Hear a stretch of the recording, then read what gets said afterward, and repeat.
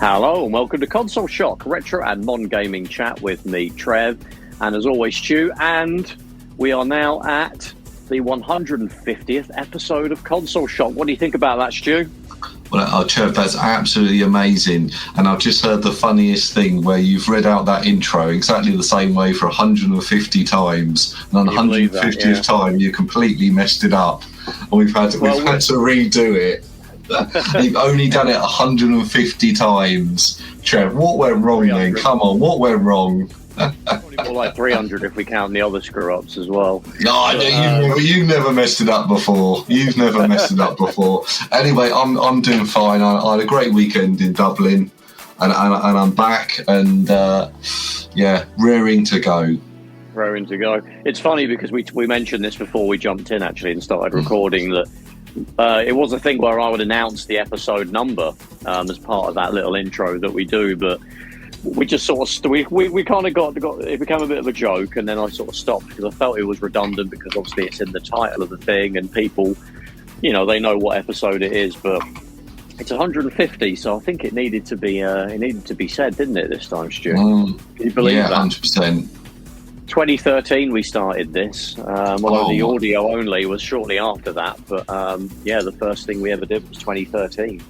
And you've been going technically longer than that, Stu. You were doing your little YouTube videos from your shop that you used to have in Croydon. So yes. M&M Games, then Play Nation Games still going. Run by Dan. He's still down there doing it, and I was going to say, if you want to see what we look like, because obviously everyone hears us, go watch the early episodes, and you'll see a few other characters on there as well, and hopefully you'll spot myself and Trev. So if you want to see what we look like, that was 10 years ago. So absolutely. I'm a little bit greyer now. It definitely shows. Well, and we have an episode, I think it was actually 75, where we do talk about the origins of this podcast with Al, with one of the other hosts. So we need to get back on. It's been on for a little bit. But we talk about how I found out I saw Stu had a shop in Croydon, and that's how we met. And that's, we went from there, and here we are now. But we've also got something else cool today. We don't have as many guests as we used to have, but we do like to invite the guests that we really, really enjoy talking to. We love talking about video game magazines. We've done several pretty cool things with those. In fact, recently we did Marcintosh, which was the Macintosh, the Apple Mac themed episode in March. Yes. Very cheesy name that you have to use when you do it on YouTube, but that's what everybody does. They do Marcintosh. And we actually did like a read-along, didn't we, Stu, where you had a copy of Macworld from 2004, and I had one from 2005, and we did that crazy thing where that issue you had was celebrating the 20th. Everyone's going to feel really old now. That was celebrating the 20th anniversary of the Mac, and obviously we're now 20 years removed from that 20th anniversary issue of Macworld. And we were kind of thinking about, we were looking at the laptops and the computers that are advertised, and we were kind of saying, a 2004, 5 Mac doesn't really look that much different to one you could get now. But if you go to the 20th anniversary in 2004 and you look back at, an Apple PowerBook G4 versus the first ever Mac in 1984, that's absolute light years. Completely different. There's no multimedia at all to speak of. You're just doing basically office work and nothing else. Versus the 2004 Mac, you watch your videos, you stream music, and all that stuff you're pretty much still doing now. There's not that, it's just a bit faster, high resolution. But on the subject of magazines, we are joined once again by Paul from Maximum Power Up, and also Pixel Addict and Amiga Addict. Thanks for jumping on, Paul. Thank you for having me again. We were just saying it's been almost 4 years since last time. Probably just need to give your ears a rest after for so long. What amazes me is that every show is just around the hour mark. Yet that night we recorded for 7 hours, so I don't know what happened to be over 6. Indiana Jones at the end when they put it in a big wooden crate and store it, like somewhere off site. But that's what's happened to those. Yes, all the off cuts. Maybe they'll be discovered. Yeah, they'll be discovered by like aliens in the future or something. But, it's been a little while. I think obviously then 4 years. I guess it was basically just the podcast for you then, wasn't it? It was. Yeah. What has happened to you since? Well, yeah, I think, hang on, 2022. So, yeah, I was still just about having time to do Maximum Power Up. It's like on indefinite hiatus at the moment due to the fact so much of my time goes on the magazines. So since last time, I'm still involved with Amiga Addict, which is... Well, we're working on issue 39 and 40 at the moment, which is quite good timing because it's 40 years of Amiga this year. I mean, there's a lot of Amiga magazines that fell by the wayside before they hit a 40th issue. So I know, incredible. and it's great to see in a way that we've outlasted some of them. I think we'd have a long way to go if we ever wanted to catch up to Amiga format's 136 issues. Well, I'm hoping that would be absolutely insane. That would be cool, but. I'd be about 70 odd. You really need to get to an Amiga Addict Maverick edition where it's just basically a pamphlet that you charge £5 for, which is what happened to, was it the one, wasn't it? The one Amiga ended up in that terrible, it's terrible a shame. phase it really before it is. died. Well, I've spoke to, for Amiga Addict, I spoke to a couple of ex-editors of the one Amiga when it was still with EMAP, Simon Byron. A Simon Byron interview was absolutely amazing, and also Andy Nuttall as well. And he was the last editor before Maverick took over. So, it was a bit of a sad way. But both of them went on to working in the games industry, and both still working it now. Then I started editing Pixel Addict on issue 4, and we're now on issue 30 that I'm working on. I've also got 31 on as well. So since then, it's hard work, but we keep pushing on. Thanks to a great community. I know we talked about several times, like how so many magazines have gone by the wayside. Even ones. We go back say 5 years to around COVID time. We had the ill-fated.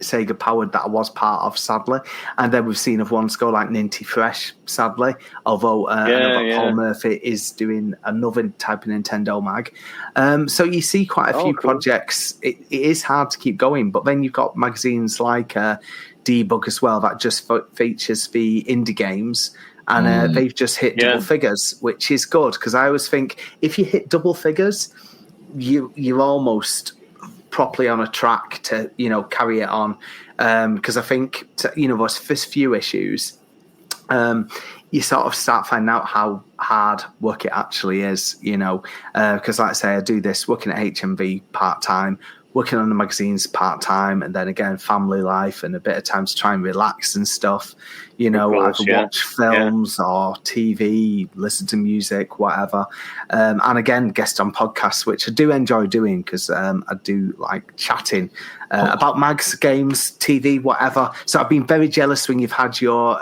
physical media film chats and things like that. We did that. That's Oh yeah. I was going to ask, what do you think about? Obviously, you mentioned Amiga Addict there, and the new owner of Commodore. Was it Perifractic? Perifractic. If Perifractic's listening, I'd love to get him on the show. What do you think about? What do you think about that? Okay, so they've now announced. God, I sound like a politician, don't I? An ultimate Commodore or 64, isn't it? Yeah.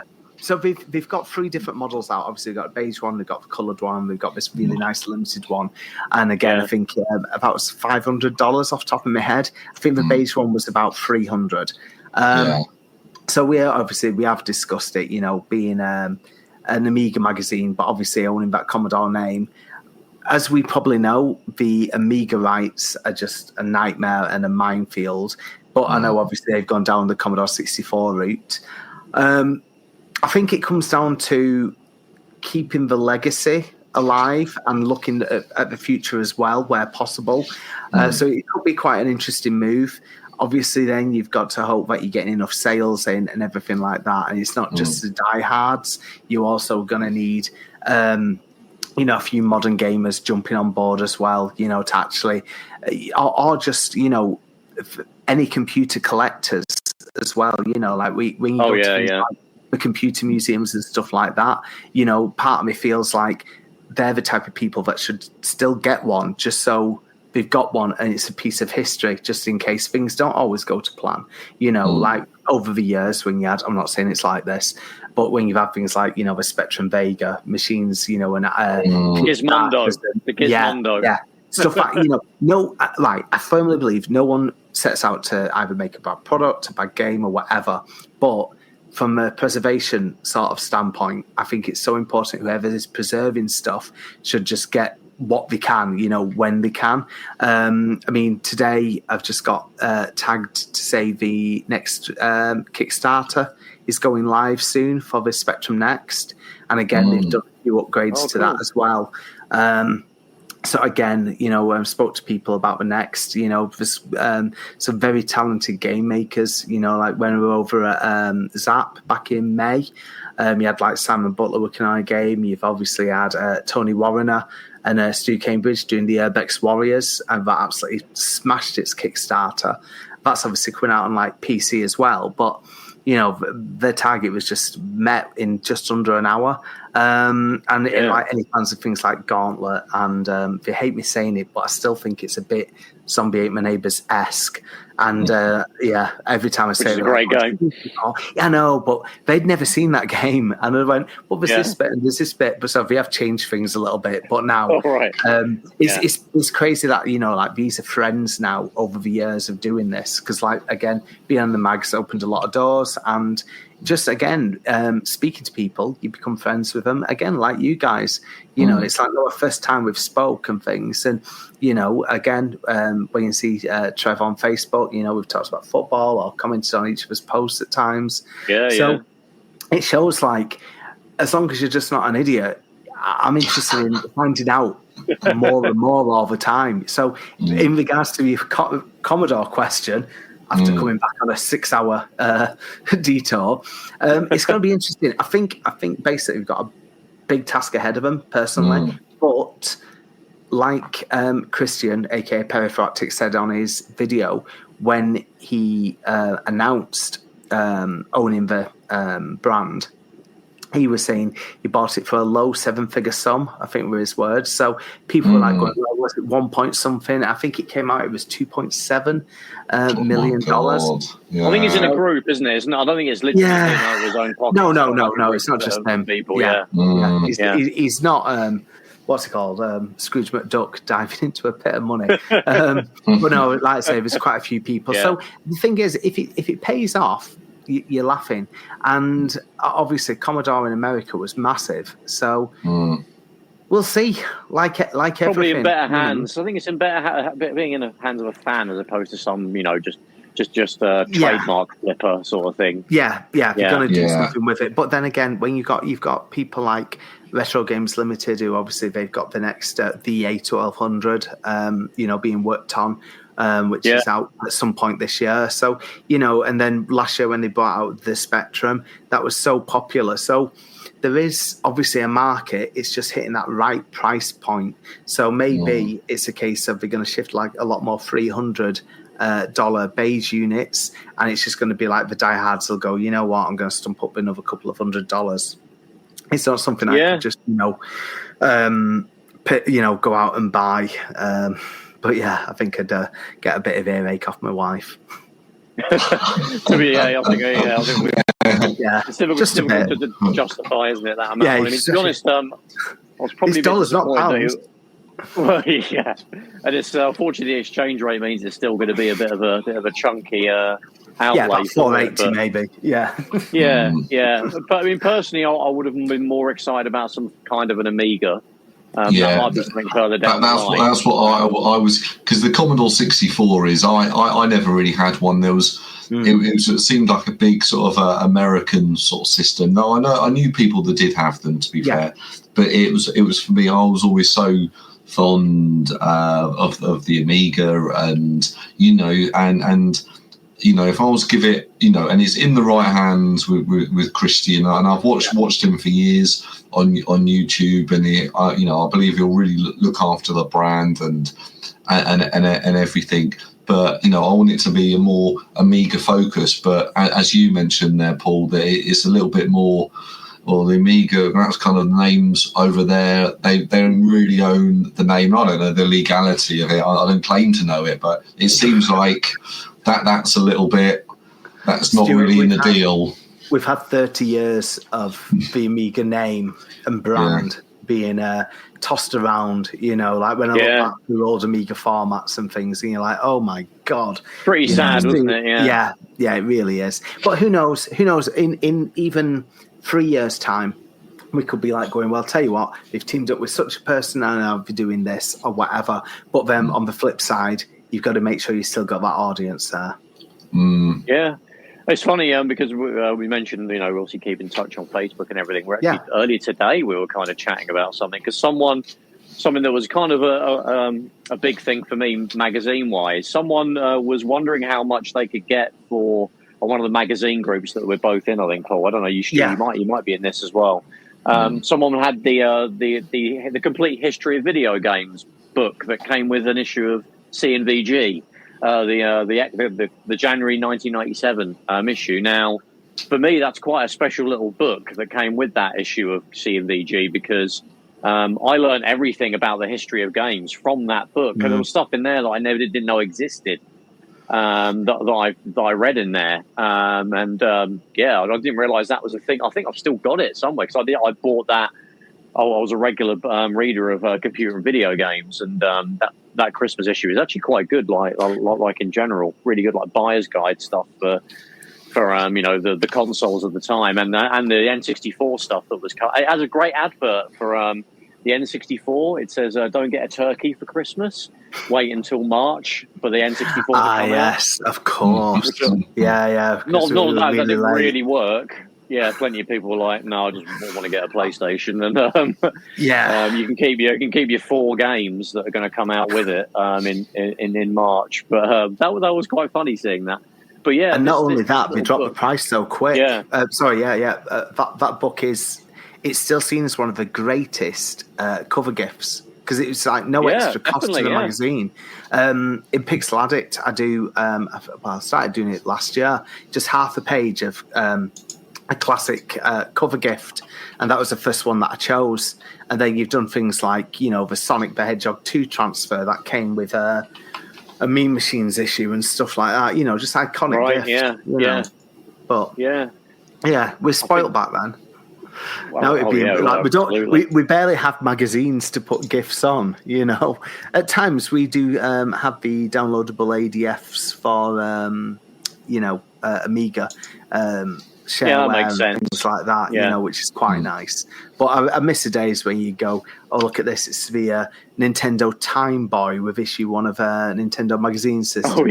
Massive wall planner. And they came in they came in handy, those massive wall planners and everything like that. Oh, yeah. And stickers that you just put all over your school books and, just again, it just seems so daft nowadays. As I sit here, age 45, thinking back, going, those days were great. I used to love getting, when I was very young, before I, got into video games, it was just buying basically the latest issue of Transformers or Ghostbusters. Used to always get a wildlife bar. I was just about to say sweets and chocolate. Yeah, sweets and chocolate.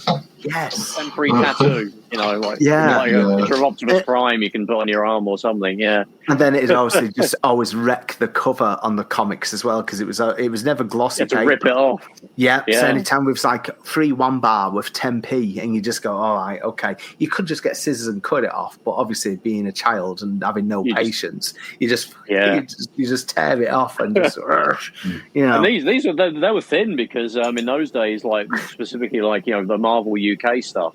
And also like Beano and Dandy, the traditional UK originated comics. Yes. 2000 AD as well. It'd be every week they would come out. Like you think of American comics, it's once a month. But it'd be every week. So it'd only be about 15 pages for like 30p. Yeah. I remember buying Eagle. It was like 28p, 30p, then going over to 40p and all that or whatever. I loved it. Yeah. Even that had a video games bit in the middle as well at one point. Yes, it did. Eagle, it did. Yeah, kind of crap. Covered but that. It was well, basically, one of the first things I did for Amiga Addict was a piece on Computer Warrior, and I spoke to a few people who did the Computer Warrior comic strip in there, wasn't it? When they get sucked into a game and had to complete a challenge and save other people who were trapped. And then, like I say, we did have the computer pages as well. And I think I've spoke to one of the artists for Computer Warrior who passed away a few years ago, so I was very happy to spoke to him. And then, just to speak to a few other writers, and ask them, were you gamers yourselves? And they were like, oh, God, no, we're awful at games. We'd be asking kids to come in to, can you play this for us? And explain what I've got to draw next. Like the very, very last... I will show up about comics in a minute, but the very last Computer Warrior comic strip was for Another World, the Amiga and ST game. Oh, yeah. Great but game. I'd stopped buying it then because Eagle had gone monthly. But we did have Street Fighter 2 for a while. So you had Bobby, the Computer Warrior, fighting like Dal Sim and that lot. And I thought that was absolutely amazing. Cool. To see it as a comic. And this was like 1991, maybe 92. But yeah, I think it was maybe January 93 it ended. And it was like, no one wants comics anymore. It's like no one wants like boys comics. It was like quite a dated thing. 2000 AD obviously still sold and stuff, but no one wanted the sort of like at the time Battle Eagle and things like that. It seemed to I think go into Marvel UK. Marvel that was UK, taken off. That was the way. Went away. Yeah, about 92, 93. Obviously, their licensed stuff that they kind of lived and died with. Ghostbusters, Transformers. That obviously, people have moved on to like Power Rangers and all the stuff from the mid 90s. Obviously, they're back. All this stuff's back now, and probably bigger than it ever was then from when we were kids, which is kind of insane. But now you go into a newsagent's, because back then. You would go into a newsagent's, and I actually talked about this on the other podcast that I do, a Star Trek podcast, funnily enough. We had a chat on there about Star Trek comics. And how I found out that there was a Star Trek The Next Generation was from going into this is right at the end of the 80s. This is from going into my local newsagents, which would always have a bundle of American comics. You didn't have to go to a specialist shop then. There'd always be next to like your magazines and your UK Dandy and Beano. There'd be like a little selection of Marvel and DC American, because the corner box in those days would always have the UK price, like 50p or so. It'd be like $1.20 Canadian, and then it'd have like really UK 50p. Yeah, and we could just go in and get it. And I was already like pretty much getting into Star Trek when I was, even 7 years old. And I was like, what the hell is this? Star Trek The Next Generation? DC, we used to make those comics. They had the license. Wow. Because this was before we had that show came over to the UK. Now it's like, everyone gets everything at the same time now. But in those days, that show started in 87. It didn't start showing on BBC till 1990. Really? So those kind of weird... 87? Yeah. You could buy VHS tapes. They did release individual episodes on VHS in the UK. I think 88, at the end of 88, 89, they did that. But yeah, just thinking about that on its own, like that show was already in its third season before we even started seeing it. Again, not mad on Star Trek. I had no idea. But also to take almost 3 years. Yeah. Because I always remember seeing it on BBC Two, because I had a mate who was really into it, and you'd be like, oh, you coming playing out? No, Star Trek's on. You're like, oh. It used to be on after Games Master on BBC Two. That was heaven for me. I could watch that. I would get my mum to record Games Master on Channel 4, and then I'd watch Star Trek, and then watch it afterwards. Yeah, but yeah, that was fairly common then, and it was actually when Sky TV started really pushing to get more people to subscribe. It was basically The Simpsons, Star Trek, and football, because they'd get the episodes only a matter of months after America. But I didn't get Sky until the mid 90s. It was always expensive in the 90s. Yeah, and that was before they would give you a free box, and you just pay a subscription fee. Then you had to pay for the box. That was £300, and the subscription £20 on top of that. These sound not a lot in today's money, but no, it still is. Today's money, it still is. Yeah. You get it installed. Yeah. It's amazing how things change. To be fair, they still try to charge you for installation whenever you go to someone, and you just go, but because you're a new customer, we're knocking you off at installation cost. You're like, Yes, you are. If you want me as a customer, Yeah. Because I remember like It's when I good that you signed up could to do go that. to Virgin, and we were like going, and you've saved this and this and this and this and this. I was like, right, okay, thinking I'm going to probably leave in 18 months because I've done the long loyalty with Sky and it got me nowhere. Yeah. Anyway, Yeah, I'm not going to get on the soapbox because I'll basically just bring it down. That's all right. No, we can all have a rant about that. One quick thing I was going to ask you, Paul. Obviously, you obviously on Facebook often see you grab lots of old comic or old magazines. Mm-hmm. People have been selling their gaming mags, or where you've been able to pick them up from charity shops or whatever. Something that's not as common these days to be able to find them in places like that. But that was something I used to do when I was a kid. Old issues of Amiga format. They were quite easy to get in charity shops, 20p. Well, how many do you have? How many? What is your collection like now? I've had to slow down because I don't have space at the moment. I did pass on a few Amiga formats to Andrew, who also writes for Pixel Addict, because he needs one more issue, but he's got all 136. Cool. But I did pick up a few issues of the magazine Arcade or something. Oh God, yeah. Only lasted for 2 years. First issue. No, I know. Because that was 99p, wasn't it? Yes, yeah.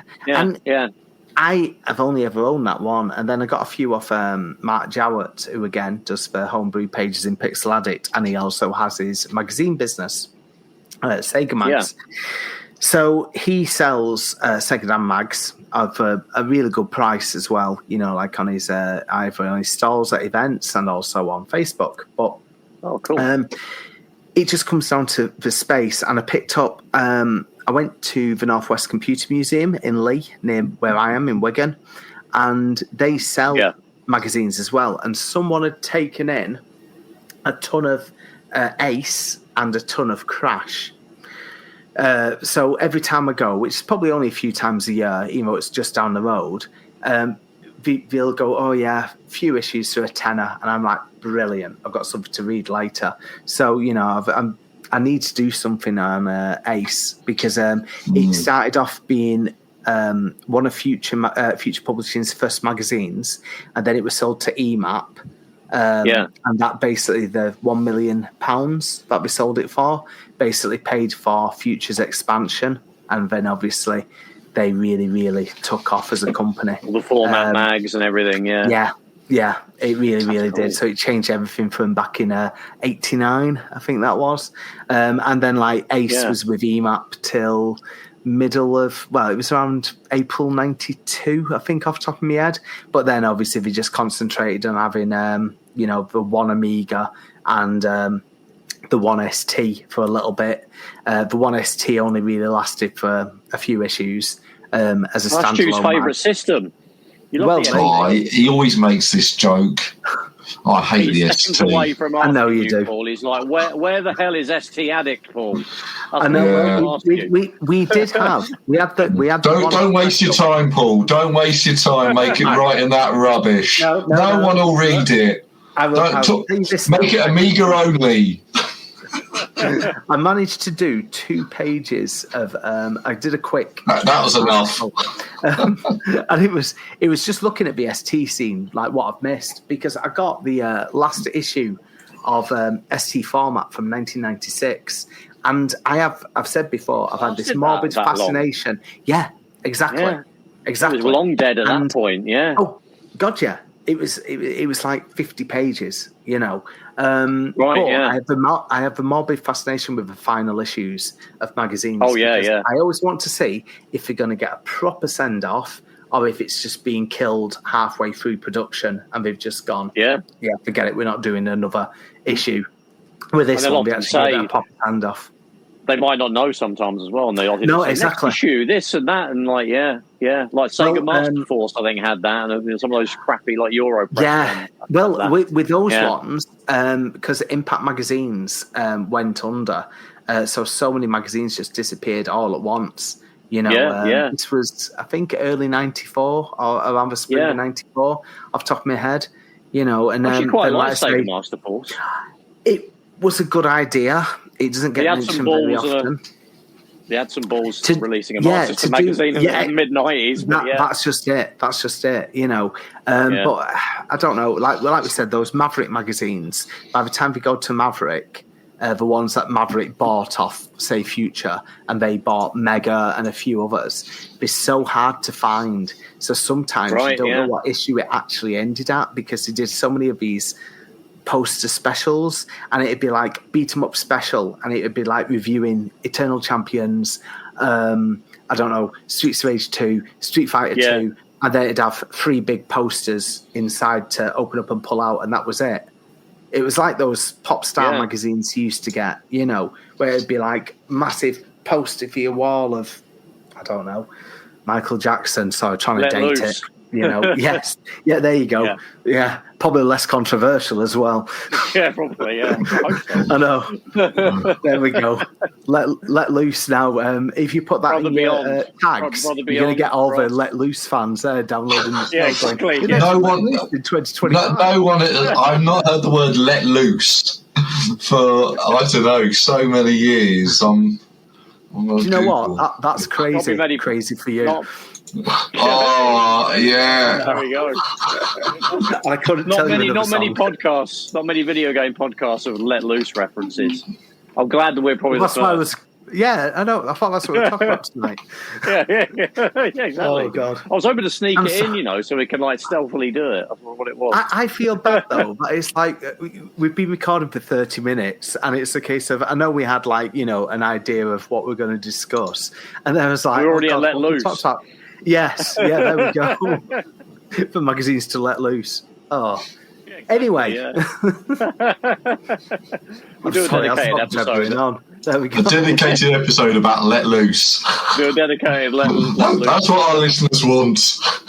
I mean, Frankie Goes to Hollywood, they had a video game. Maybe there was a let loose. It's a shame you don't game. do artwork with you two or me as well, and we could just basically have the let loose bodies with our heads on top of the. Or we could like stick it on the album cover. Yeah.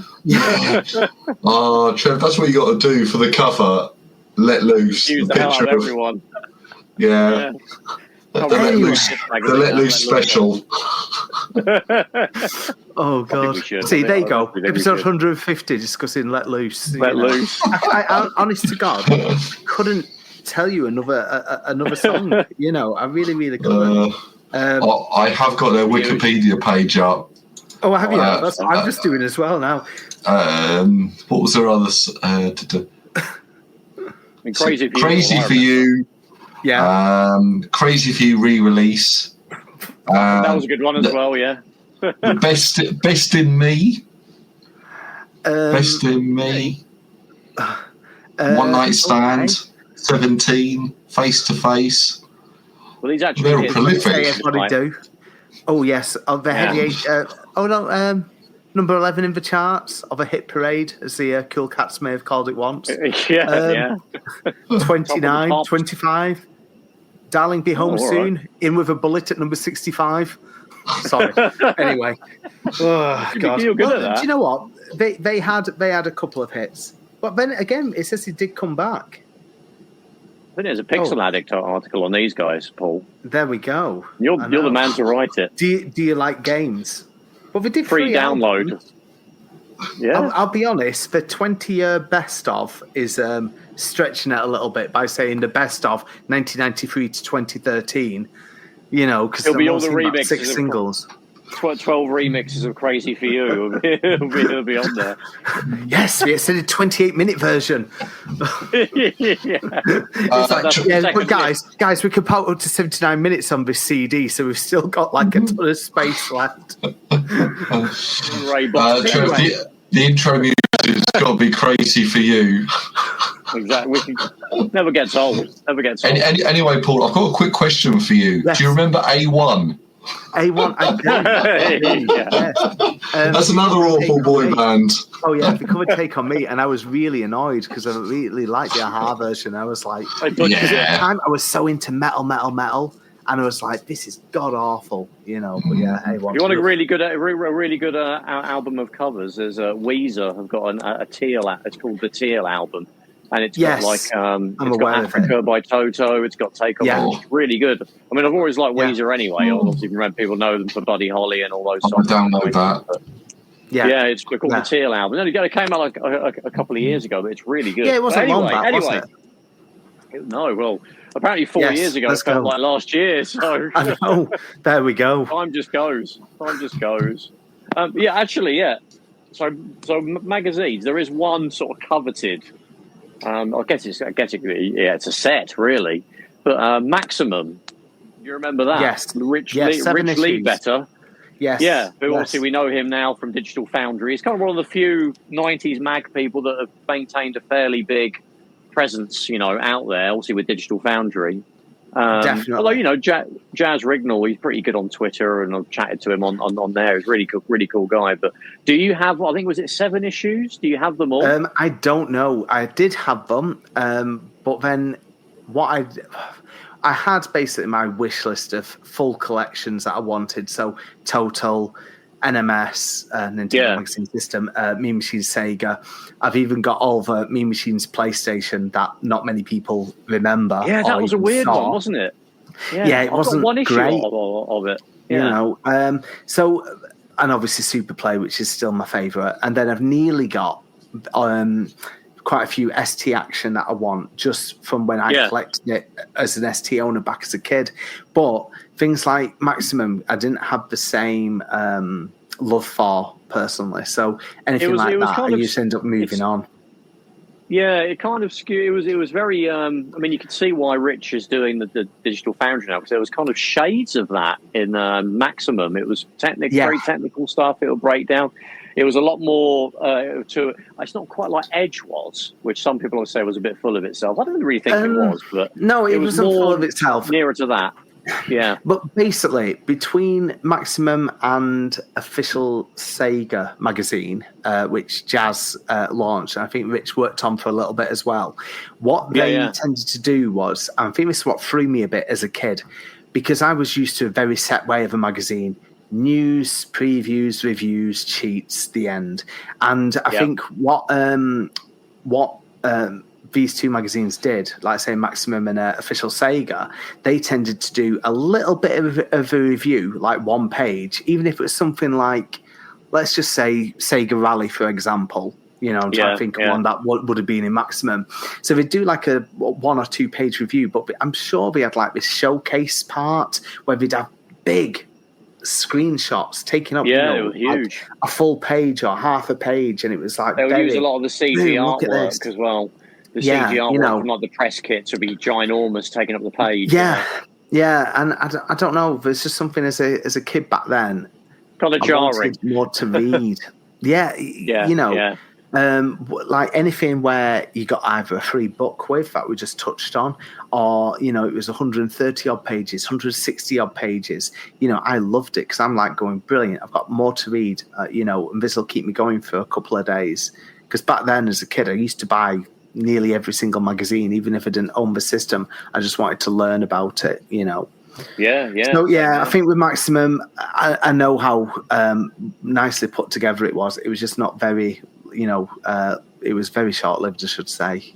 7 episodes. I think it was going to struggle because when you had computer and video games basically entering its second golden age in like the mid 90s, and it was up against that, and that was like a couple of quid cheaper and covered everything really well. So I think he had a chance, really. The other thing is as well, when you've got one publisher and they've got out quite a few multi-format magazines, I remember having this conversation with Paul Monaghan when he was on CVG, because when he was editor, he says people are always quite down on it, and I hope he doesn't mind me saying that if he does listen, because when it comes to it, I have this conversation because it went through like a bit of a redesign, around issue 150, sorry, I should say. And he was editor then, but he says the issue was that you had Mean Machines Sega, you also had a Nintendo magazine system, and they'd be wanting to get the big exclusives. So obviously EMAP would be going, right, well, you've got this Nintendo, you've got this Sega.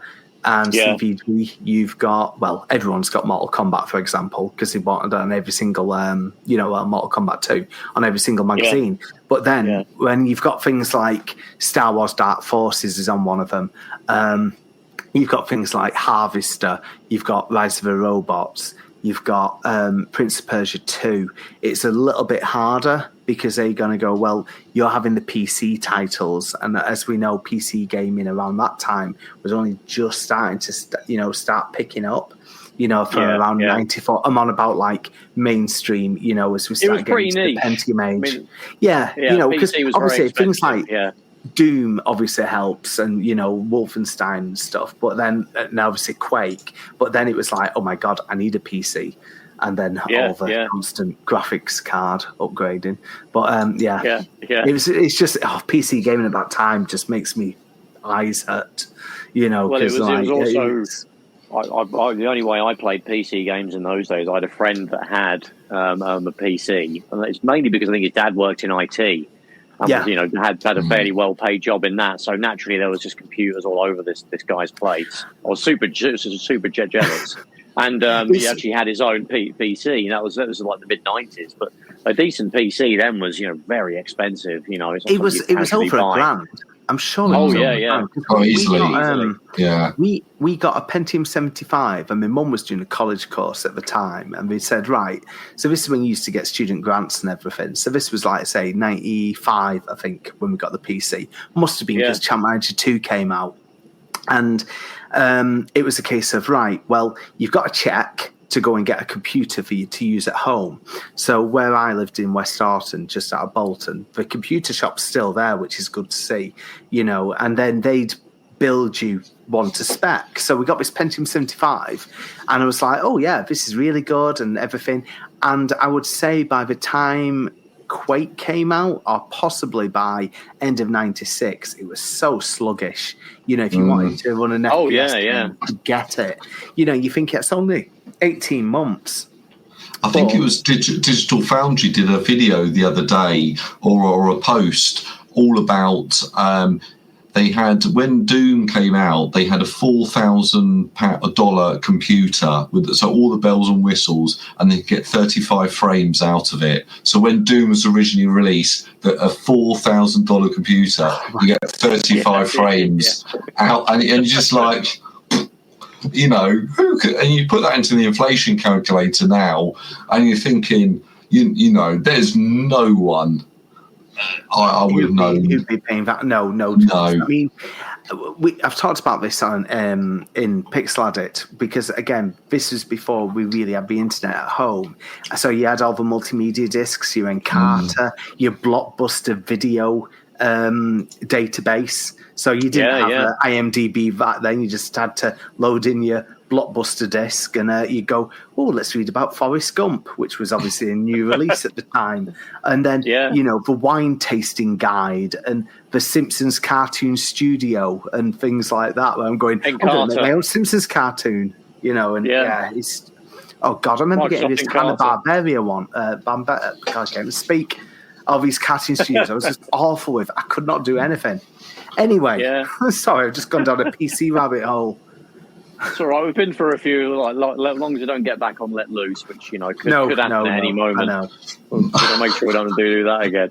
It's a great point, because it was pretty much inaccessible in those days. So I don't think you could really expect any kind of a magazine to have a huge focus on it. Not until I think the late 90s is really when CNVG. Probably they would always have a PC CD-ROM. They would always review those games. They would normally end up in the back, though, wouldn't they? There'd be those kind of third of a page reviews. They would sit at the back. I've never forgiven one of the guys for giving International Superstar Soccer '98 a really bad review that ended up in that back section. I know, he gave it 3 out of 5. It's one of the best football games ever made. What a maniac! It's not terrible, but I don't know. I suppose out of 5, I'd struggle to rate things out of 5. But I think that's what they did in those days. 98. By 98, you're laughing. You've got PC gaming now really, really picking up with things like, the Alien versus Predator games again on PC. I think one of them was around that time. I think off top of my head. And then by the time first one, Half-Life in 98. Right, there we go. I remember the Age of Empires games I absolutely loved, so starting to play those when I was getting back into it. Yes. Just RTS games I absolutely thought were amazing, like your Red Alert and things like that, and that's why you needed a PC for those. Even now you don't really get anything on consoles like that. I mean, I know Envy did the last Civilization game on consoles. I just go, that just seems weird. I'd need to control it with a mouse, rather than thumbsticks. It's just. You get some of that back in the day. I've tried a few times to play the Super Nintendo version of SimCity 2000. Not even the original SimCity, which was actually decent on the Super Nintendo, but they released SimCity 2000. No, I know, and just no mouse support. Doesn't support it's the just mouse. Mad. It's insane. Yeah, it's that mouse only works on a handful of games. I know it's crazy. But we had. You may have listened to it. Hopefully, the guys in podcast listening land have as well. We had Pandemonium on, who does these incredible documentaries on Sega Saturn games. Check them out, Paul, if you haven't checked them out. Pandemonium Saturn Reviews. He did a 2-hour documentary on SimCity 2000 on the Sega Saturn, and he got all of the original developers, and he was I guess a good example of a PC to console port. Actually, SimCity 2000 on the Saturn is actually quite good, but the one save takes up the entire internal memory. So you can't do once you've wiped out the whole thing. You can't save your Sega Rally scores or Virtua Fighter or anything. It's a different time, isn't it? We've talked about it before with your memory cards. Having 15 blocks on the original PS1. Yeah. And then just going, I filled it, and we're going to get an unofficial one. Oh, the unofficial ones are rubbish. Don't get the unofficial ones. Just make sure it's official Sony ones. And then again, when I worked at Game Station back in the day, selling the unofficial ones to about £1 each on PS1, and just going, even if they don't work, it's £1. It's just a massive box full. Those clear ones, different colours and everything, and Dixon's branded 1 megabyte memory card. Yeah, you'd have cool things though, like Metal Gear Solid, obviously the Psycho Mantis battle, where you talk about your saves. So if there were Konami games, that'd be Konami games. That still blows my mind. That was cool. That was a thing. I mean, we're going back. Oh my God, getting on for 30 years. 27 years. Oh, wow. Sorry, just sometimes doing a podcast like this really does make you just want to be sick, and then just wonder where your life's gone. Hanging out, fellow people in their No, I know, really but it's sort of you can't beat three guys in their 40s talking about let loose. This is where it's at. On Tuesday night. That's what my life is. Yo, kicking it real with Let Loose Talk. Yeah. There we go. That's the most street sound. Yeah. When I was in my early teens, my dad was the age I am now, and he was I think I've mentioned it before in here, but he was a DJ on local radio. And when I was a very young kid, he was on pirate radio, Radio Caroline. Some people might be familiar with that. Probably people that are older than us would be. But when he got to my age, to our age, in his 40s, that stuff was 20 plus years ago. He was doing what we're doing now. There was little fan magazines and websites that he'd go on. He'd go to conventions of other people that are into pirate radio and what it was like back in the day. He'd meet up with other people. He'd have boxes of magazines of from those days of music that was coming out and radio stations and memorabilia. And when I was a kid, I was like, God, that's really sad, isn't it, that he's doing all this stuff? I hope I'm not like that. Oh, no. I'm recording a podcast about stuff 20 years ago. We were saying this at HMV. I was chatting to my manager, and we were talking about, magazines, because he'll ask, how's the magazines going and stuff. And when we talk about music and gigs, we look back at Melody Maker and NME, when you had your weekly music magazines. Still tied into Mag Chat. But we're saying back then, every Wednesday when we got these, I'm probably saying 93 to 96 I'd buy it religiously every week, maybe 97. Same with Krang as well. And they'd list all the gigs in the back, and you'd see adverts for upcoming singles, and sometimes it's not like today where it's harder to find, the hidden gems. It's sort of like just bands that seem to be here, there, everywhere. But like when you've got, say, the single reviews, you sometimes have like a small picture of the band next to, say, 30 words, just going, upmarket, plinky plonk guitar, whatever, and piano. If you like such a band and you like these, give it a try out on CD and cassette, and then you go into Andy's Records, the HMV.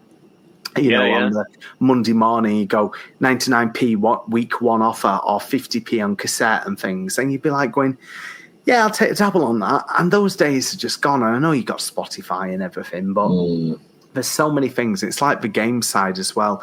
We have hundreds of games. Yeah, but there's hundreds of games onto Steam and the eShop on Switch every single week. And it's just a minefield. It's absolutely, and I feel like I'm saying something really bad about all these people that work really hard on these games, but there's so much out there that to find the gems within all these games, and that's why you end up I'll play Cyberpunk, or I'll play.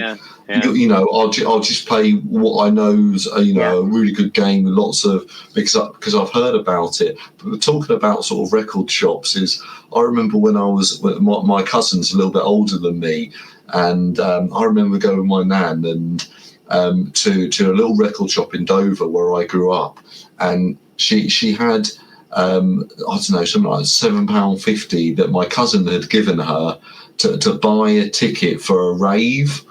And I was just like, oh yeah, record shops. They were just like, great places. Didn't just sell records and stuff, and CDs, cassettes, and so on. You buy tickets for shows. And I'm thinking, how on earth did he know about that? And he was probably 6-7 years older than me, and he was off doing these things. I was playing on my Amiga, but and I was still probably playing that 6-7 years later, and I wasn't into all of that type of stuff. But yeah, it was just funny. It's great. I mean, like I remember the days of music shops still having tickets, even when I started out at Virgin Megastore in '98.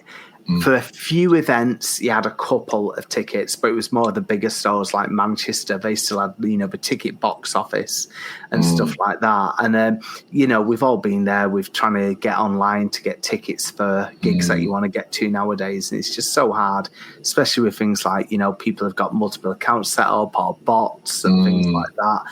And, it's quite hard, but, When you talk about the magazines as well, and obviously music, how that was a big connection with magazines and music.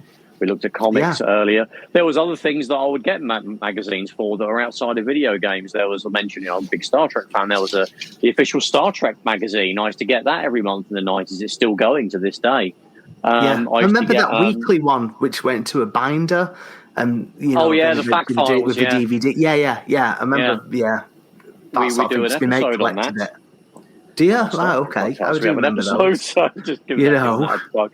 But I still remember it's. I know I'm jumping out. I'm sorry. I'm so jumping in there. But it's only because the same person who bought the Star Trek magazine, he used to buy Inside Soap magazine, and it was spoilers. It was spoilers for all the soaps, and because he didn't want to know. Everything before, he didn't mind the odd spoiler, but what we try and do is we still had these spoilers. But we used to basically chase after him while he tried to hide, shouting all the spoilers for like Neighbours and Home and Away and Coronation Street, going, look at this, Jack Duckworth falls out with Vera again over another betting scandal or something. He'd be like, stop telling me, stop chasing me around the house and telling me. And they'd be like, right, that's it, get out of the house. And give me back my magazine. And I remember going, no, we're just taking it now. It's like, it's bullying. You'd be like, I don't want to know yet. I want to read the spoilers myself. I don't know, anyway. Sorry. So go on, Star Trek magazine. I just had flashback to that. Yeah, I've got, it's kind of made me think of something else, actually, because you probably know this, and I know you are as well, but I'm quite a big wrestling fan. When I was a kid, I used to get WCW magazine. Which was imported over.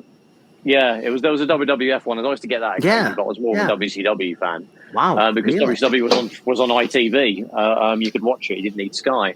And later on, it was free on Sky as well, on one of the free Sky channels. That's how I was able to watch Monday Nitro. It was on TNT, the UK version. But that would have, you would get WCW magazine, and it would tell you, oh, wasn't it great that Sting won the title of the last pay-per-view? But I wouldn't be able to see any of that.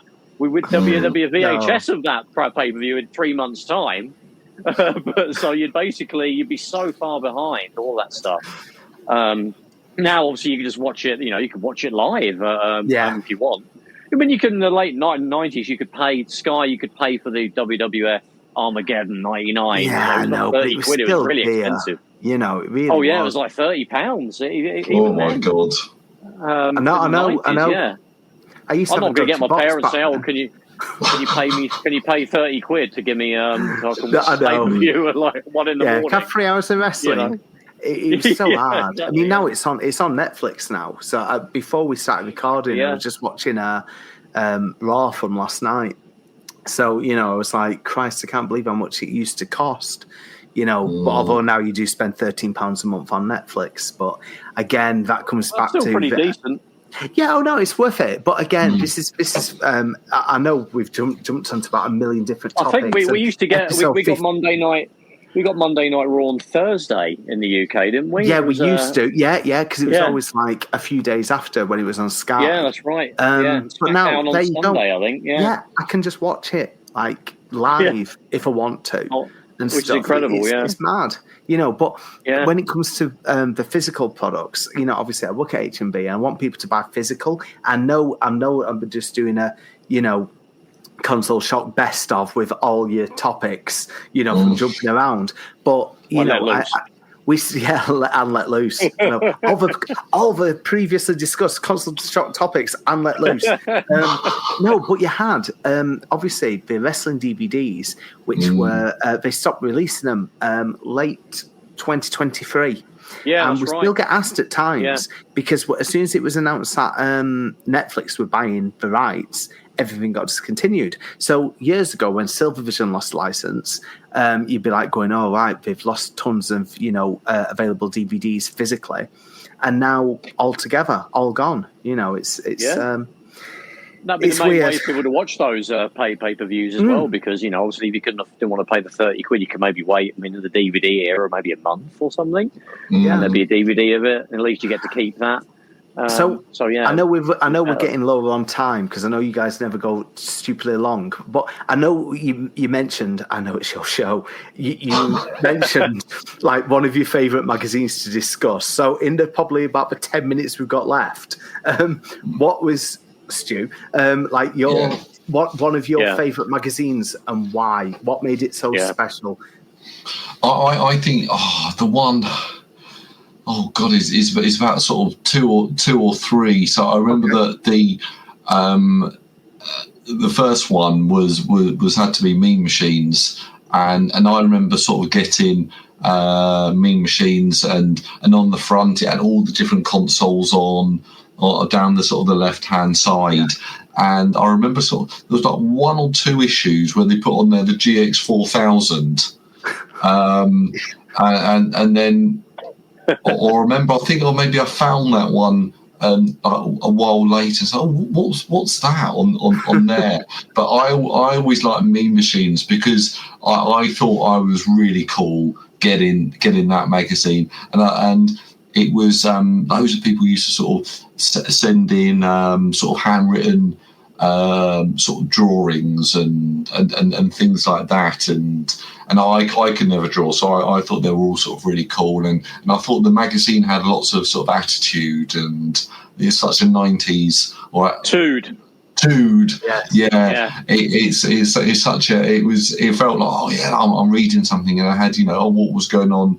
I think I had like what was going on in Japan and what was out in America, and then you would know stuff that your friends at school didn't know because you got the magazine. And I think maybe actually before that I used to get Your Sinclair. That was always again that felt very similar to Mean Machines in that it was quite I don't know, not gritty, maybe a bit cooler.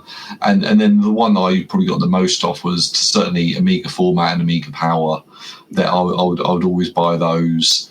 And I think it has been a while since I've bought a magazine, and it's always a bit sort of sad going into sort of WH Smith's and, you know, seeing the magazine situation. And, you know, I have bought Amiga Addict a few times, and you don't have to say that just because I'm here. But yeah. I just read your articles, Paul. Yeah, all of them. I don't even read the rest. Check it out. No, it's all really good, and yeah, that's my sort of history with the video games. Is, I mean, do you remember sort of the original sort of Mean Machines? And me, yeah.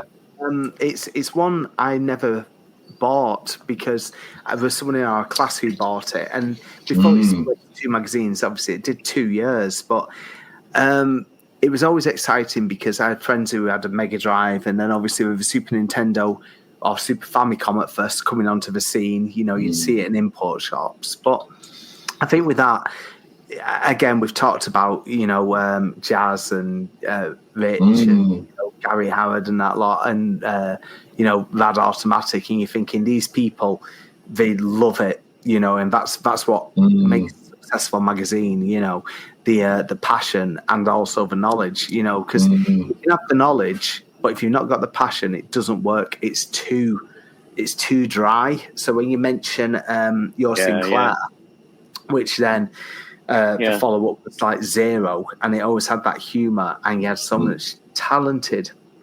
So many talented writers, you know, Phil South, Dave Wilson, Duncan. Oh God, I can't think of his surname at the moment. He passed away a few years ago. About 10 years ago now. It'll come to me later. But yeah, there's just there's so many people, you know, who are involved. You know, you have people like Rich Pelly, who was on both mags and then also on Amiga Power and things. And he's just like, now he writes for The Guardian. You know, it's wow. You know, that's incredible. Yeah. I think one last thing about Mean Machines and all these magazines is, I don't know if you don't really get this now, but the questions page, the letters, the questions, and they were just, you know, they're almost like hilarious, where, you know, people phone in, they would write a letter in and say, oh, you know, when's Sonic 4 going to come out, or when's, you know, Sonic 2, or, you know, sort of things like that, and they'll be like, oh, well, you know, it's not coming out for a year, you know, there's loads more games, you idiot. And I loved those letters, and basically Duncan MacDonald, I'm sorry, I've just got to think, chuck that in. That's but no, with the letters pages and the questions, which game is better? If I can afford one game out of these 3, which one should I buy? And like you say, if it's someone like me and Yob, it'd be a case of, oh, you tight ass, just get them all, or nip one off your mate, or whatever. I love the letters where it says, my mate at school tells me, and it's just something made up. Because I remember having someone at the next school Sega is going to have 8 64-bit chips in it. And I think he's talking lies. I've seen that Sonic came out of the Super Nintendo, and he's definitely got it, but he won't invite me around to his house. You know, how do I unlock the cheat to play Sonic in, you know, like in a Mario level, and just stupid stuff. But then also, we've talked about it before, like with the Street Fighter 2. Before they did, you know, like Turbo and everything. But it's like, if you buy the action replay, you can be the bosses, or you can both choose the same character. Yeah. And obviously, it's just like graphical glitches and stuff. The blood can work in Mortal Kombat. Super Nintendo. Just use the action replay. Absolutely crazy stuff nowadays, but it's so good. I mean, like one of the magazines I was going to quickly touch on, because obviously I put a picture up of it saying, oh yeah, I'll discuss this today, and then after an hour I've not done, was just a quick shout out for a change, not Super Play, because everyone knows that's my favourite magazine, but I just wanted to give some love just to Games Master, just a little bit, but that's only because it lasted from 1993 to 2018. That's insane, isn't it? So way beyond the TV show. Easily. And the thing is, think of all the generations it covered. So like on the first issue, you've got like Mega Drive, Super NES, and Amiga, your biggest machines. So this is like the start of '93, and if you look at how it ended, it was like PS4, Xbox One, PC, and you're thinking how much has happened in that time. But I just there'd be people that would pick that magazine up that were teenagers maybe near the end of its run that wouldn't even know it was a TV show that it was based on, which is insane. I mean, I used to buy it religiously for the first couple of years because it always came with really good gifts, like we said. The posters, the stickers, the books, tips books, because I was awful at games, still am. So if there's a chance to get tips and cheats, I want to know them.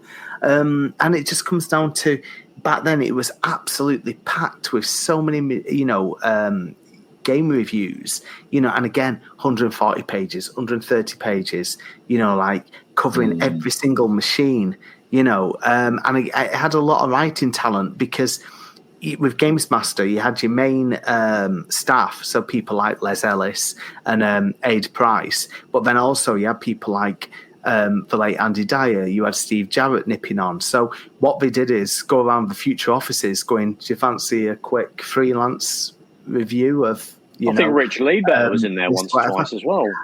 He may have been like late on or something, but, it's just, you look at it and you're thinking to go on to 2018. It was sad when it ended because I've obviously done a couple of Maximum Power Up interviews, interviewing staff from it, but like it ended the same time when Future got rid of that. They also got rid of Games TM, which was another great magazine because it covered current gaming and a little bit of retro.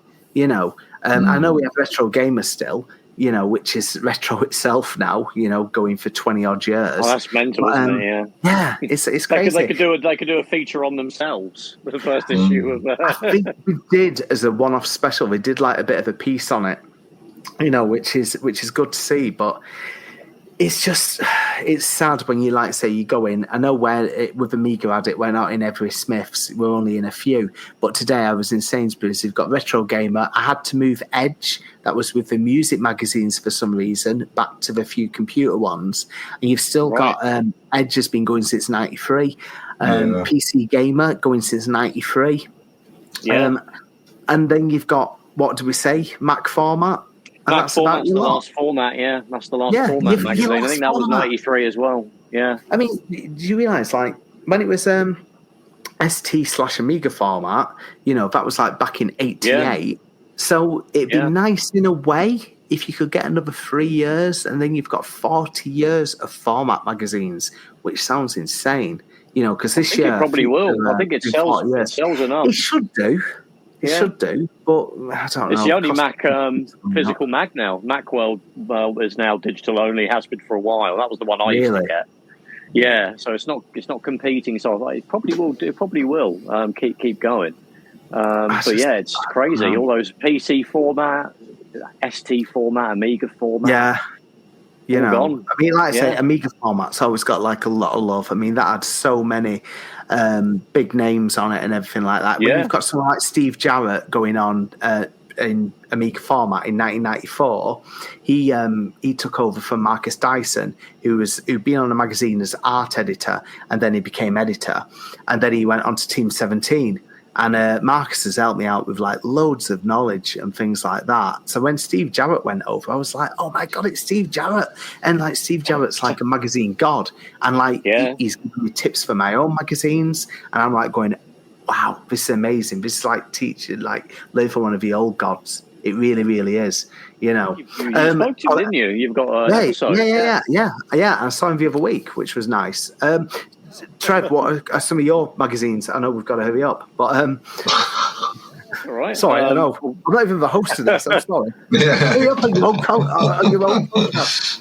I know. I don't know how. I don't know loose, if only we'd not spent 20 minutes talking about Let Loose. So going. No, it was worth it. It was worth it, Paul. It was worth it. That's not a problem. No complaints from me. What's the my favourite was.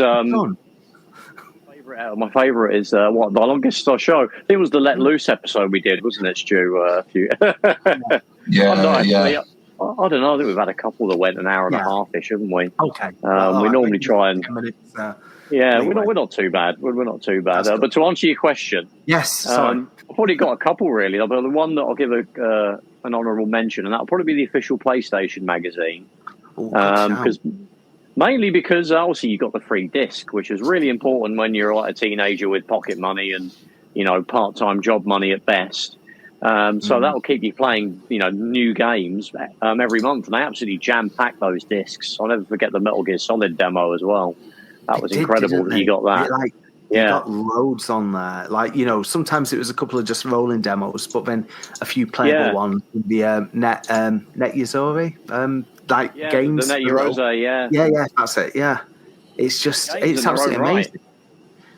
And it was weird as well as a console owner who'd come from, say, I know we got demo discs on the Amiga and ST mags, but to get obviously when you had a Mega Drive and a SNES, you're not going to get demos. But then to go, oh my God, it's a PlayStation magazine and I've got stuff I can play. Yeah, 5 or 6 games, you could play, which is really cool. So that was fairly kind of a new experience, on a console. 30 years ago now since that launched. Well, in September, 30 years, which is absolutely crazy. But we don't even have an official PlayStation magazine anymore since Future ended Play after it got relaunched under a Future title. That ended, I think it was last year. Might even be just over a year. But not having a PlayStation magazine when PlayStation is still quite a big brand. You'd think it'd be able to survive. Yeah. Anyway, sorry, what's the one?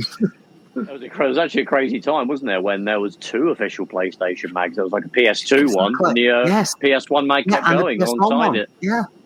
I mean, that console lasted for so long, and I know you guys have talked about this, because it used to be a new console had come out, the price of a previous generation would drop to an affordable price for either a younger brother, a family member, whatever, and you go, that's right. Like entry into gaming. Back when you go, get a PS1 for like $99.99, or when things like the Saturn came down to like £100, because the Dreamcast was coming out and stuff. You don't get that anymore. I've not seen the price of, say, a PS4 recently, but I bet it's still a couple of hundred.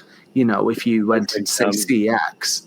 Well, the price is going up now for a lot of the PS5 and things like that. It's insane. But so that was the honourable mention. Yeah, sorry. Other mags.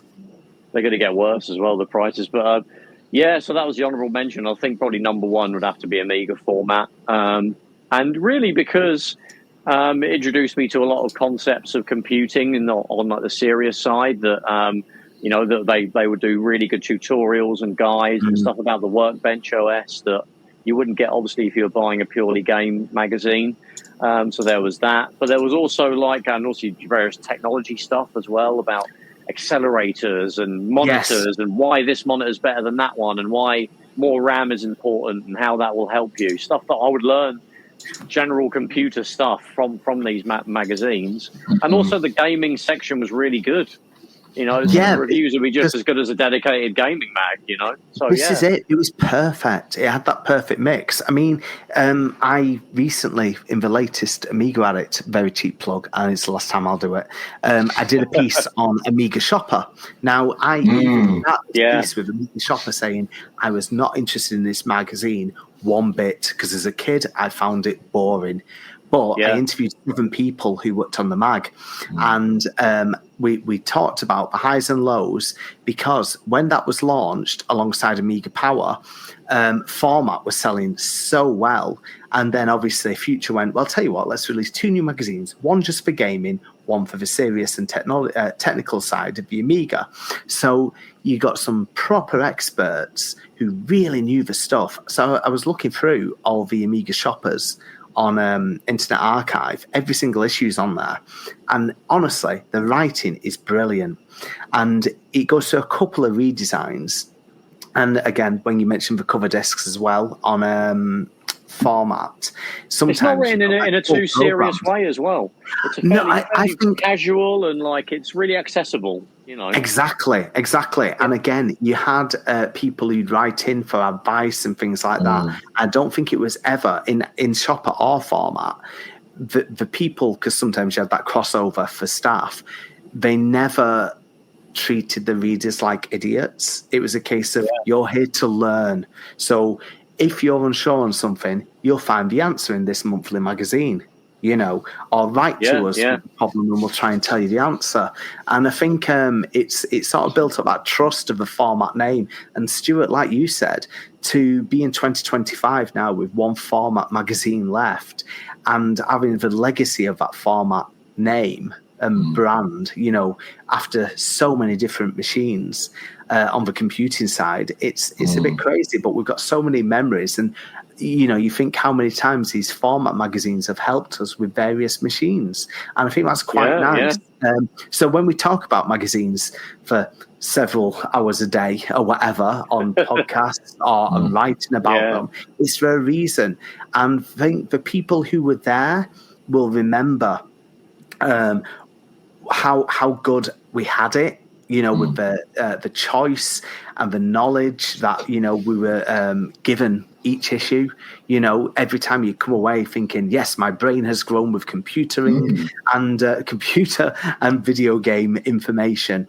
But then for those who weren't there, what I try and do is try and give a bit of historical aspect to why this certain magazine was important. And I'm not going to get onto the preservation issue, but this is why it is good that sites like Internet Archive and also Amiga Magazine Rack have got at least some scans where allow so you can actually look back at this. I've asked so many writers, do you keep your work? And not many people do, because it does take up a lot of space. Even the magazines that I've worked on is taking up 6 or 7 folders, and that's only within 5 years. It's crazy, not even 4 years. But I mean, you've got obviously Wikipedia and stuff to learn about, what the Amiga did and what games it had. But these magazines are like monthly time capsules of the history of, of the whatever system that the magazine is for. So you can get that real, you can drill down into what was literally happening, and not just like things that you're not going to get from reading an article on a web page. Like what were the shops selling?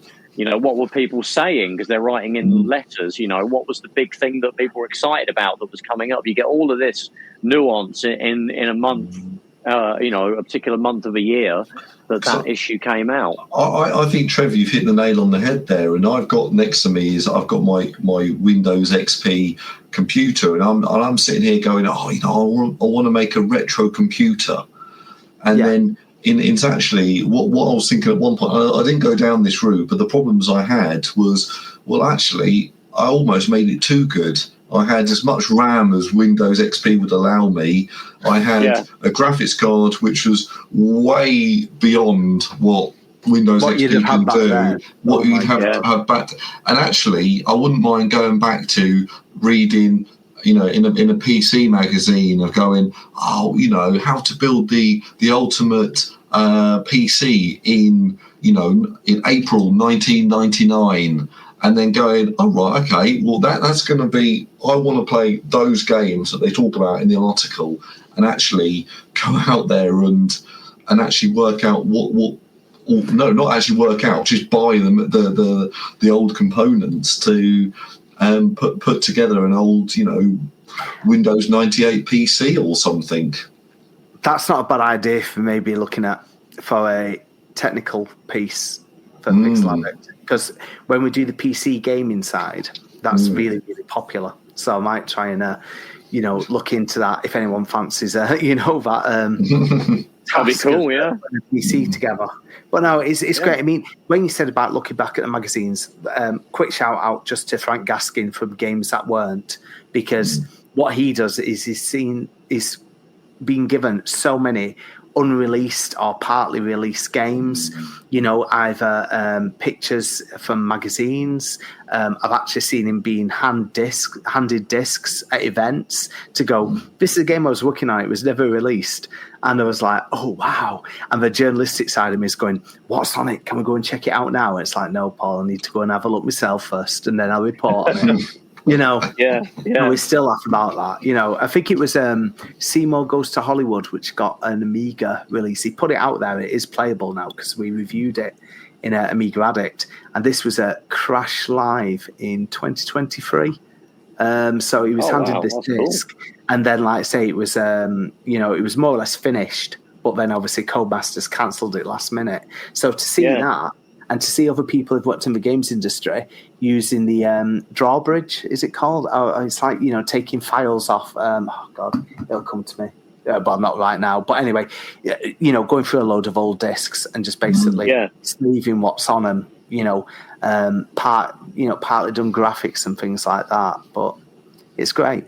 Anyway, sorry. No, it's really interesting stuff. I mean, it's also another point that has come to my mind is obviously there was a ton of PC mags back in those days. And I used to get the odd PC magazine. Also, I had a mate mentioned earlier that I used to go and play PC games in the early mid 90s. And I used to really like PC Plus, and God, that was a chunk of a magazine. That was like 300 pages a month or something.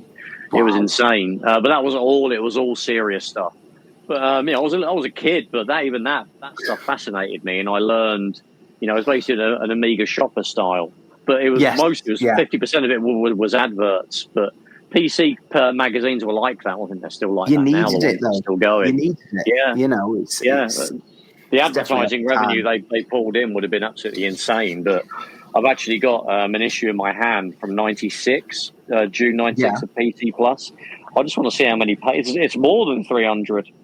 It is exactly 370 pages. You could kill a man if you hit him around the head with that. You could literally, No, it's like, what's a murder weapon? PC Plus. Oh my God. It wasn't in 1996 it was. I'm sorry, officer. It was. Sorry, Sarge. Yeah. Oh my God. Poor man never stood a chance. You really wouldn't. But flipping through the pages, it feels like probably only about 30% is editorial. Like most of it is pretty much adverts. I mean, they're interesting. I love the adverts in these magazines. Some of them are okay. Yeah, I don't know. That's where you learn about what product to get and stuff like that. And people still share on Twitter. You probably see all these all the time, Paul. But I think in sort of meme machines at one point there used to be sort of scanty clad ladies and then and a pile of wrestling games or something, or and you just go, oh my God! Like you wouldn't get to see that these days, would you? No. Yeah. When the adverts were great. She's winking at me. Exactly. Yeah, Sega had some good ones for that sort of innuendo stuff. I think my favourite in terms of adverts was in more Amiga centric, but was it Silica Systems? You used to have those really like entire half a page, and they'd have these really nice photography of the like an Amiga pack, like the Imagine pack, or like cartoon, Madness or cartoon classics, and it would just drool, over these. Yeah, the desktop dynamite and things. We did a piece on Silica. And then we did a piece recently, for most recent Amiga Addict, looking at Highsoft, and it wasn't a company I was too up on. I'd seen their adverts, but it was like for serious software, and that was a really, really good piece done by Phil South. And then he spoke to a guy called Andy Pennell, and Andrew Pennell, I should say, give him his full name, and he went on to working for Microsoft after working at Highsoft. So he'd been with Microsoft now for the last 30 years. I don't know if he's still there after a massive layoffs, but even so, this guy knew his stuff. So to get an interview with him, talk about his early days in the computing industry was quite interesting. I think that's just it. We've said before, this is why I like getting the stories, because hopefully these magazines will live on. This is why we do the audio interviews as well. Yeah. Hopefully you try to back those up as well. And I'm telling myself that I need to do that as well. Because again, none of us are getting any younger. We joked around at the start of this, saying it's almost been 4 years. And I'm like going, nah, it can't be. But Exactly. No, it's insane. And some of those are just as entertaining to read now. Just for the adverts. If it's PC, if you like adverts, pick up an old copy of PC Plus from the mid-90s. Yep. Just wipe the blood off it. It may be his murder weapon. Yeah, put it in a safe place, not high up on a shelf and anywhere. That could be very, very dangerous. But we've come to the end, and it's been really interesting. We've had a few episodes on magazines, but you could just never run out of stuff to talk about. It was an amazing time in the 90s to sort of be growing up surrounded by these things. And obviously, Paul, thankfully, you're keeping that sort of flame going with Pixel Addict and Amiga Addict. Yeah, you do a good job. And it's great seeing an Amiga mag. And I work near Paddington train station. It's got a W.H. Smith, and I see Amiga Addict in there. That's really cool. Still great. It really is, especially in 2025. It's 40 years of Amiga, so I'm sure we'll thinking caps on as we do something special for Amiga Addict 40 in the 40th Amiga year. But no, I've loved tonight because it's not just been mag chat. We've obviously talked about Let Loose. We've talked about we were talking about music shops and music mags and stuff. But talked about comics, free chew bars and everything like that, and ripping your comics. They intertwine all these physical ways, physical things. It's physical things. They're getting eaten up really by the internet. But thanks, Paul, so much for joining us today. We're really glad to have you on. Hopefully next time we're going to make sure it's not 4 years again, although none of us realised it was until earlier today. But wow, that's scary. We'll need to definitely do it again much sooner. But we really appreciate you being on for our sort of help to celebrate as well, 150 episodes. And Paul, you've still got your podcast, haven't you, out there, Maximum Power Up? Maximum Power Up's still out there. We've not done one now for about a year and a half, sadly, but there's still 120 odd episodes, so that's still MaximumPowerUp.com. Or again, it's still on Spotify as well. Last time I checked, anyway. And then, it's and then obviously the magazines can be found over at addict.media.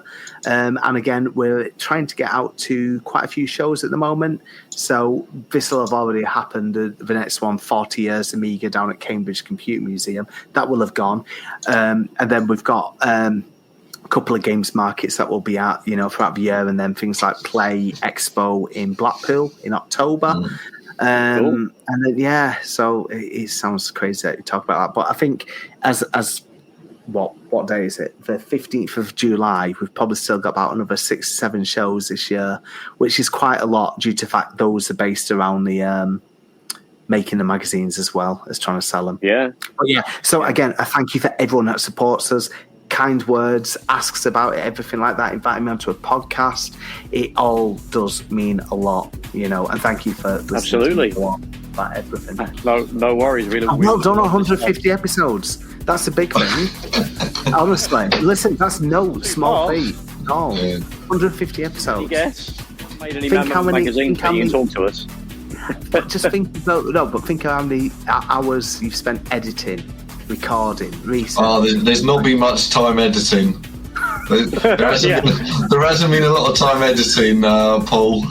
There's a stop and a stop and a start, and that's about it. Yeah, there's a stop and a start, and that's about it. Okay, let's scratch that. Maybe let's think about the times recording and not editing. Acting like slobs and recording it for an hour. But I think of the guys like the Retro Hour guys. I mean, God, they're absolutely blowing it away with multiple, hundreds of episodes. That's insane. It's insane. We'll keep doing what we do on our end. But I'll let you wrap up anyway. We'll get there. Thank you. So please check out Amiga Addict, check out Pixel Addict. Obviously, Paul's got his Maximum Power Up podcast. A lot of these names that we've mentioned were, part of those magazines that we've been talking about. A lot of those he interviewed, and that's how I got to know Paul through that podcast and listening to those great interviews that he's done. So please check that out. Stu, where can you find us on the internet? Before that, I just want to thank Paul for actually an amazing. You're so engaging, sort of, and your enthusiasm is infectious about these magazines, and I know that I'll be I'm not going to get onto any groups and try and buy old magazines, but I'll certainly sort of try and have a look at them on my phone on the train in tomorrow. So absolutely thank you. But you can find us on all of the Let Loose fan groups out there. But seriously, we're on search Console Shock on YouTube, search it on Facebook, Twitter, and any sort of podcast client, search Console Shock. You'll be able to find us on there. Thank you very much, Stu. And that was the 150th episode of Console Shock.